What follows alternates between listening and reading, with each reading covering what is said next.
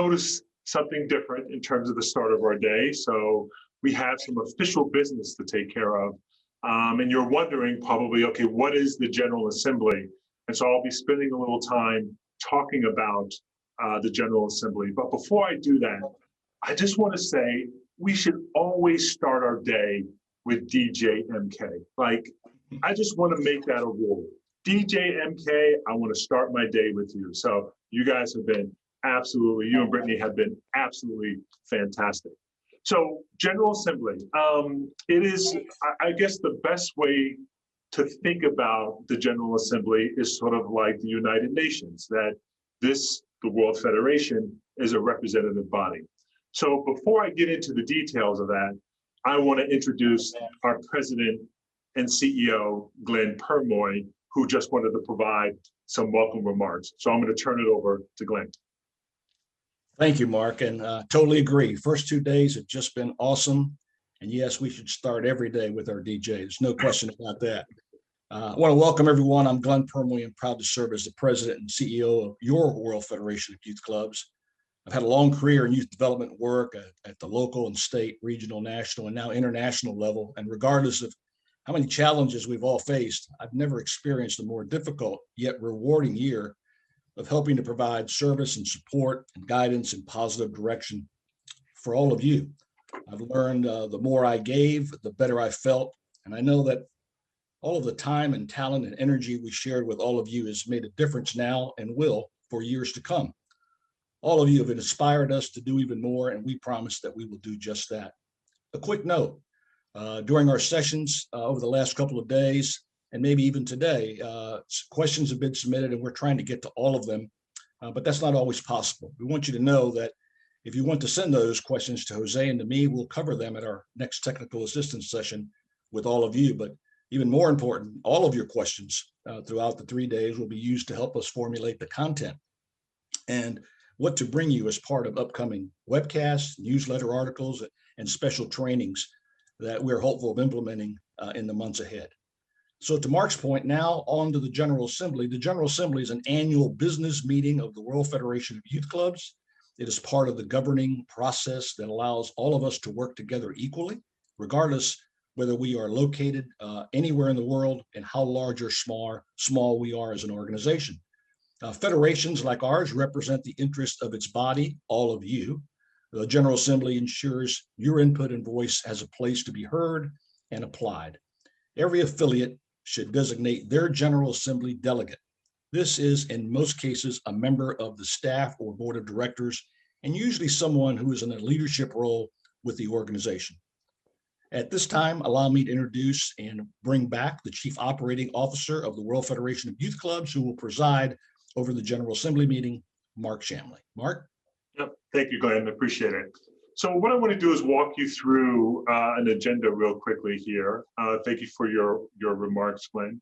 And give you a sense of kind of how the business meeting will work. This is the first time many of you have the opportunity to participate in our General Assembly, right? So I want to be intentional about explaining, again, building off of Glenn's comments, what it is and how important it is in terms of your voice being reflected in the World Federation and our offerings and our programs and the work that we do.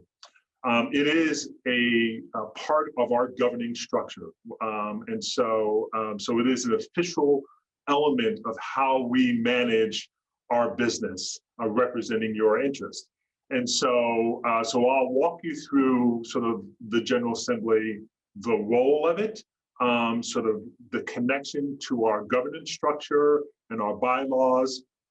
Glenn mentioned also the designation of delegates, which is really important. So I'll talk about the delegates. And then we'll shift into a business update so that you know sort of how the World Federation is operating, right? How are we spending resources, investing those resources ultimately to drive value to you. Then the next section, we'll get into the benefits of membership and in our fee structure. We want to make sure that there's clarity around that. And we'll look for some input from our affiliates on this particular topic post the conference. And then there are a few things that I want to highlight in terms of looking ahead, which is our website and some other things. And then we will adjourn the meeting at 9:30, promptly at 9:30. So that's the agenda. All right. So the General Assembly is a representative body. I refer to it as sort of the United Nations kind of model, right? You have representation from all of the affiliates around the world, all of our WFYC affiliates around the world.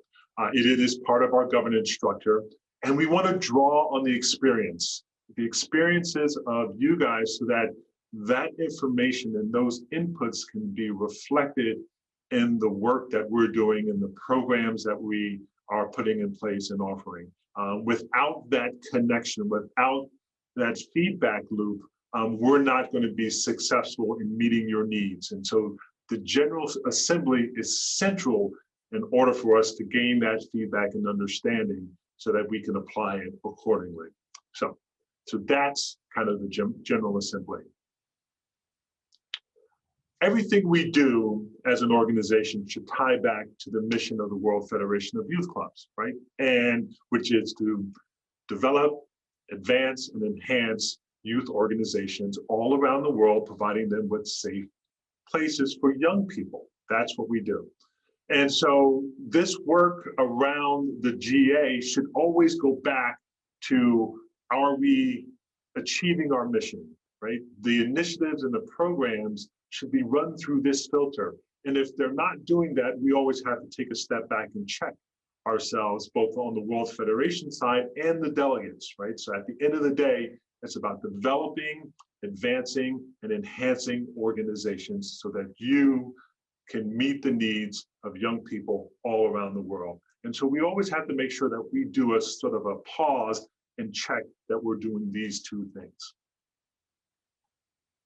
So you mentioned, I mentioned that the General Assembly is part of the governance structure of the World Federation of Youth Clubs, right? So I want to just talk a little bit about what that structure looks like. So we have an executive committee that comprises of 4 individuals. It's our chairman, Rick Goings. It is our secretary, Eleanor Steele. It is David Beach, our treasurer, and Patrick Yo is also the member of the executive committee. The role of that committee is to manage the board as a whole, and then also the president and CEO. That is the primary job of the executive committee. And then also ensuring that the board is operating at its peak performance, if you will, and recruiting more board members. The board of directors, there are 6 of them, they basically have strategic oversight and fiduciary responsibility for the organization, ensuring that staff is properly resourced, and the initiatives that we put in place are actually driving value to our affiliates. And then thirdly, we have our delegate, our General Assembly, and our delegates that will be represented in the General Assembly.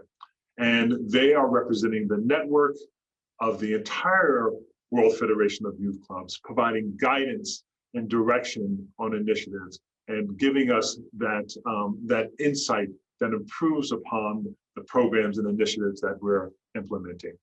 And then also providing innovation, because at the end of the day, we want to be an innovative organization that is always pushing the marker out on providing services to young people. So that's the structure we have in place. It's the executive committee, our board of directors, and then the General Assembly.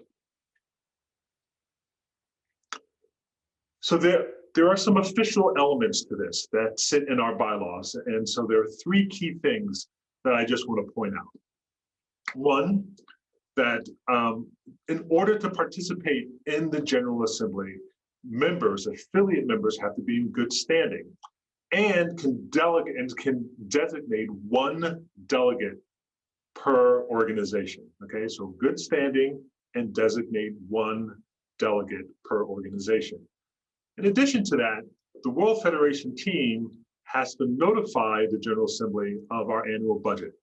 Okay, what is the plan for us to designate and use resources on your behalf? And so I'll be going through that annual budget at a high level in just a moment.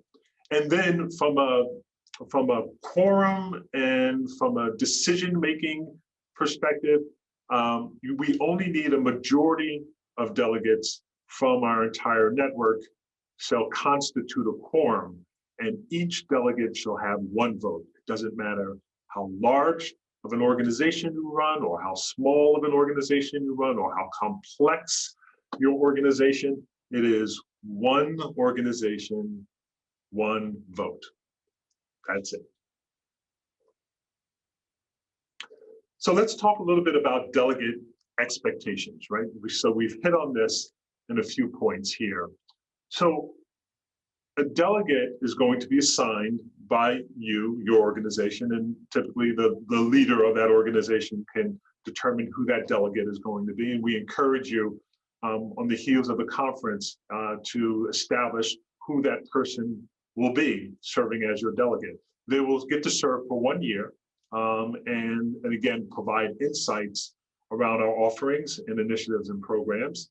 Vote on matters that come before the assembly. And we're going to have an assembly meeting every single year that will be tied to the annual conference. There may be other opportunities where we will gather the General Assembly electronically, virtually, I should say, on matters, or provide them with information that we would like for them to respond to by email. But at the end of the day, there will be matters and issues where we will ask the General Assembly to vote on. We encourage you and really ask that you be responsive to any of these kinds of requests. It's important because we consider you the leaders in helping to drive our organization forward. And so, in my opinion, I think the establishment and designation of a delegate should be something that is viewed in a very positive and sort of an honor to serve kind of way. And lastly, we ask that you maintain a broad perspective, right? Just don't think about your coming to this table. Yes, you're representing your organization, and that is vitally important. But we want you to think broadly, right? Broadly about youth development as a whole, and the impact that we can have as a collective global organization. That is sort of that global view that we'll be looking for the delegates to bring to the table. So those are the expectations: serving for 1 year, providing those insights, especially as it relates to new offerings that we're putting into the market. Vote on matters that are brought before the assembly. Always be responsive when we put these things in front of the group to consider, and then bring that broad perspective to the table. Okay. So delegate expectations. We went through the GA. You guys have a sense of the structure, how it ties in to how we govern as an organization. It will be sort of connected. The General Assembly will be connected to the annual conference, and we laid out clearly our delegate expectations.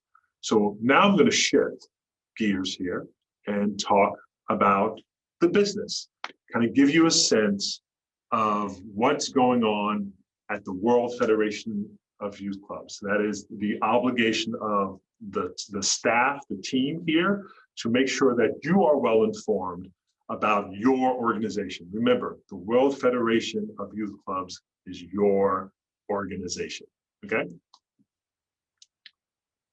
So here's our board. I'm just going to quickly go through them. We have Rick Goings, who is our chairman and co-founder, Susan Goings, our co-founder of the World Federation of Youth Clubs, Eleanor Steele is our secretary, and David Beach is our treasurer. Bo Bridges, who you met through our mission moments, also on the board. We have a special advisor, Roxanne Spillett, who ran Boys and Girls Clubs of America for over a couple of decades. Probably one of the most renowned youth development professionals in the space. She serves as a special advisor to the board. And Patrick Yo, who is also on the board. So that is the leadership that guides and directs our organization. From a staffing perspective, this is the team from an operational standpoint. Glenn is our president and CEO. Of course, there's me as the chief operating officer. Jose is the mission advancement advisor. Both Glenn and Jose provide a lot of the technical assistance and the one-on-one guidance that you guys get, but you have just know a whole other group of folks who are behind the scenes working to ensure that this organization it's doing what it needs to do to provide value to you. Libby Conti is our senior operations manager and a key force around the development and execution of this conference. And our newest team member, Dawn Nagy, is the director of strategic advancement and will be driving a lot of our efforts around marketing and fundraising. So that's your World Federation team, board, and staff. So here's some numbers, right, to kind of give you a sense. We were together in Orlando a year ago this time, right, 2020, right before the pandemic. So you can see the number of countries that we had at the time, representing 27 countries around the world. That is very impressive. 54 affiliates, just over 3,100 locations, and 336,000 young people served. And what's interesting, in a year with all of the turmoil and the challenges and the pandemic and the redoing of and delivery systems and models and service models as relates to the pandemic and all the adjustments that you guys have done in your markets, we were able to grow the organization, going to 33 countries represented, 64 affiliates, 3,400 locations, and over 350,000 young people. That is a phenomenal testament to the will of this organization and all of you and the work that you're doing. So it has been a year of growth, and that's, like I said, that's phenomenal in order to say that. From a budgetary perspective, okay, so where we are from an income, from a plan. Now, we are on a fiscal year budget cycle. So our fiscal year starts July 1st and goes through June 30th, right? So that is our fiscal year. So we're at the midpoint of our fiscal year currently. From a budget planning perspective, on the income side, we have a plan of just over $1.2 million, so $1.2 million USD from an income perspective. You can see we get about 95% of our income from two sources right now. That's individuals at 58% and foundations at 37%, okay? And then you have small percentages around corporate, government, and membership dues. We won't ever be an organization that is going to be a dues-driven revenue kind of model. That is not the business we're in, right? So we're going to be really pushing for diversity in those other sources, corporations, individuals, foundations, and government. So that is sort of the plan going forward. From an expense side, you can see just over $1.1 million in expenses. 75% of those expenses are directly associated with programs and initiatives that are geared towards supporting you in your work. 21% goes to administrative, and then 4% for fundraising right now. So that is how the money is sort of comes in and sort of the sources of revenue, and then how we as an organization allocate those dollars accordingly. So this is an area that's kind of really important, and I want to make sure I spend enough time talking about our value proposition, because it has evolved in literally a year, right? So in the early days of the World Federation, it was really driven by consultation work, right? It was the the personalized technical assistance that was provided to each of our affiliate members.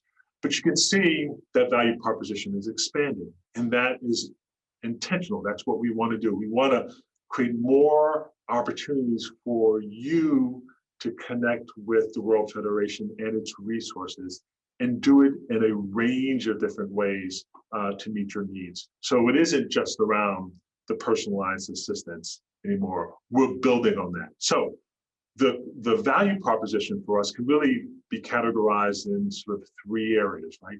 Guide and consult. So that is the consultation and the individualized technical assistance that we provide directly to our affiliate members. And that comes in the form of, again, Jose and Glenn's time and effort, the customized training that we provide, any special programs that are unique to your needs, and then also conducting those assessments through the MAP and TAP to make sure that we sort of set a baseline for where you are and how do we devise a plan through TAP to get you to where you need to be as an organization. So that's the guide and consult piece.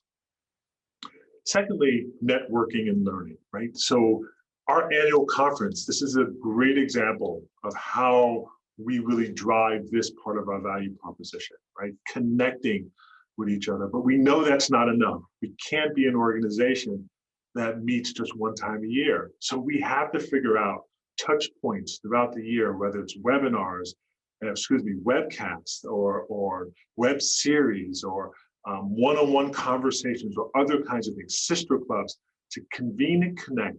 I always say that there is knowledge in this network, right? Our job at the World Federation of Youth Clubs is to make sure we tap into that knowledge, facilitate it, and serve that up back to you guys so that you can find it useful and you can apply it accordingly. So that is that second piece, network and learn. Then, of course, we want to promote and amplify. We want to promote and amplify your work. We want to promote and amplify be an advocate for youth development as a whole, right? So that's an important job, and recognize the great work that you're doing. And the Global Recognition Program is a great way to do that. And you know, we just launched that program yesterday. With all of that being said, the value proposition and the guide and the networking and the promote and all of those three areas, we need to make sure that we maintain sort of what I call our secret sauce, and that is remaining a high-touch organization. What we heard from our affiliates with all of the survey work we did was the importance around access and how critical that is to be able to call Glenn or call Jose or Mark or Libby or Dawn and say, hey, I have this thing or this opportunity or challenge, can you help me? And so regardless of all the things we're doing, that's the secret sauce for us, and we will continue to be that high-touch organization, okay? So we talked about resources. You're starting to see all of these things materialize. We're building a network of collaborators. Oh my goodness, Boys and Girls Clubs of America, 4-H, World Lacrosse, Special Olympics, 6 Seconds. Like, these are like world-class organizations that we have the ability to tap into their knowledge and bring that information and resources to your doorstep. And we're going to continue to do that. We're doing, we're right here in the midst of the annual conference, right? I talked about the personalized one-on-one consultation. We know about the webcasts that are happening monthly, and coming soon is the ability to sort of connect with each other online. And I'll talk a little bit more about our updated website. So looking ahead.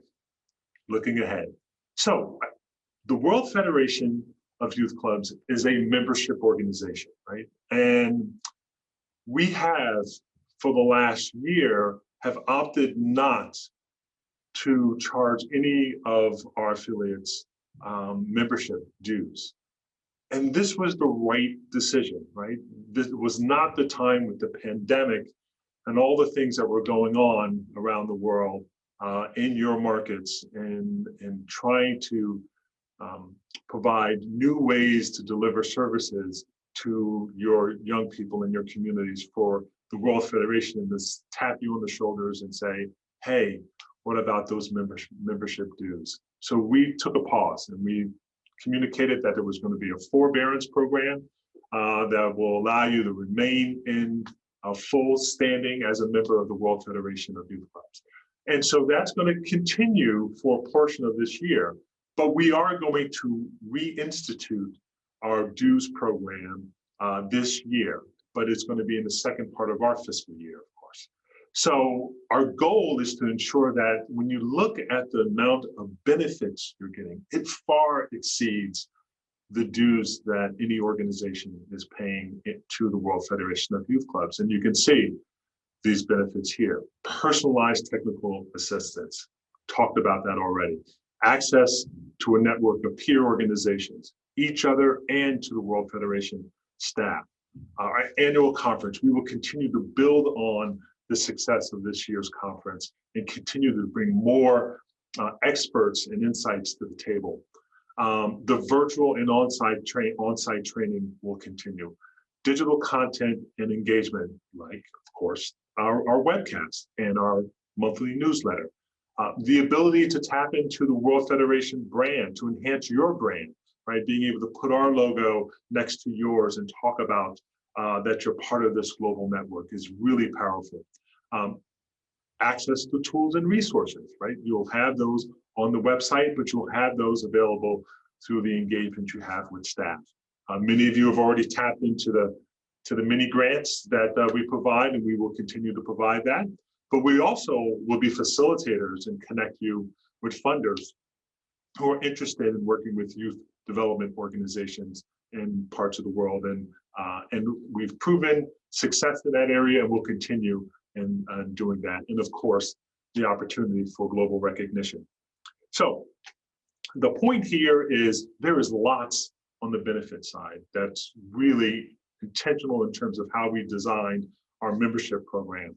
But at the same time, we want to make sure that you're fully utilizing the benefits for all of your staff. So the benefits of membership extend to employees, to staff, to volunteers, to anyone that you think is important within your stakeholder group. So just remember that. Take advantage of the membership. Make sure that all of your employees at the unit level, at the administrative level, with volunteers, all of them are utilizing the full benefits of membership with the World Federation. So there's a timeline in terms of the dues structure. So right now we're presenting those dues in the structure here on February 25th. And what we want to do is hear from you, right? You want to get some feedback, right? So we'll be sending out notices to you guys and asking you to to provide us with some feedback between now and April 30th. We'll take that feedback, and then we'll be sending out invoices in September regarding the new dues for the organization. And we'll follow up in October and November with reminders, and the dues will be due December 31st. So by next year's conference, we hope to have every one of our members in good standing and being able to participate in the annual conference. We did make some modifications in terms of how the dues are calculated. The amounts are the same. At the low end, for just one unit, it's $250 US. The organizations, which we have a few of them, are at $1,250. So that's the scope. But what we've tied it to is the number of units that each organization has, right? So from 1 to 10, that's units, extensions, and impact sites collectively, then you're at the 250 level if it's between 1 and 10. For the organizations, again, so that are larger, units, extensions, impact sites, at that 51 to 100, it's $1,000. So it gives you a sense of how the membership structure is created. But again, this is an opportunity for us to get feedback from the delegates. So what's going to be important is that you identify who those delegates are, okay? So the website, I am thrilled. I am so happy. There's so much work that has gone into this website. And I would encourage you, when you have time over the next few days, is to go visit the new World Federation of Youth Clubs website. New navigation, opportunities to highlight affiliates, the ability to have programs and events featured. It is going to be it's just a phenomenal sort of sense of pride I have to be able to share this new website with all of you. So when you do have an opportunity, take advantage of it. Give us your feedback. It's really a source of pride for us to be able to reflect our brand in such an important way. So my time is ending, and I want to thank you for your attention. I'm going to adjourn our meeting, our first General Assembly of the World Federation of Youth Clubs, and welcome Bo, who's going to kick off our Day 3 mission moment. Thank you.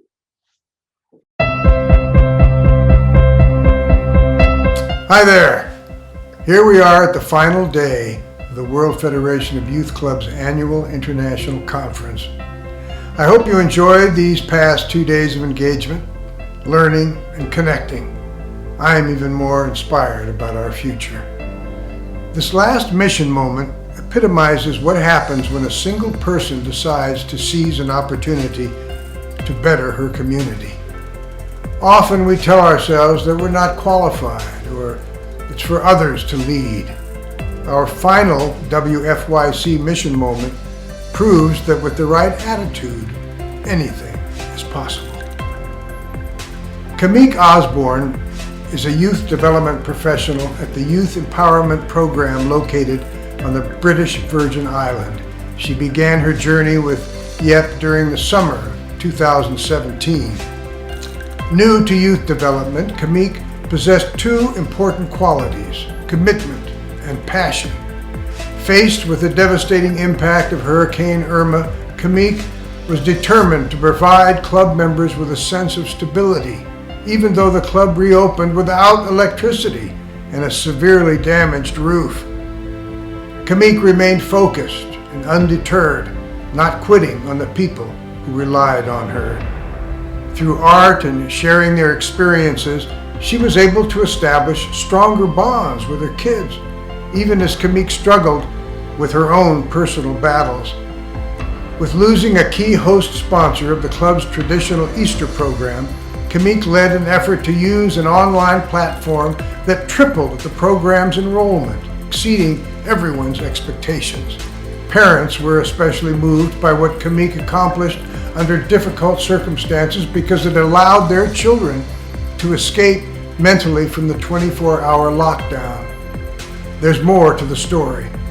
With the renewed success of the Easter program, one of the club's major donors stepped in with a financial investment this past summer, allowing children the opportunity to participate in Messy Canvas program, all due to Camille's creativity and never taking no for an answer.